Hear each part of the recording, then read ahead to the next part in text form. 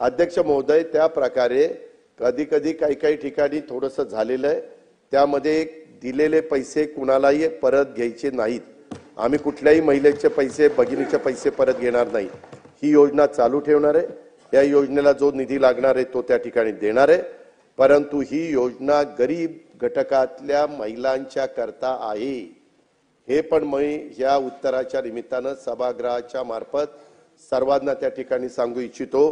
कधी कधी योजना येते, परंतु त्याच्यामध्ये काही गोष्ट लक्षात आल्यानंतर काही आपण दुरुस्ती करतो।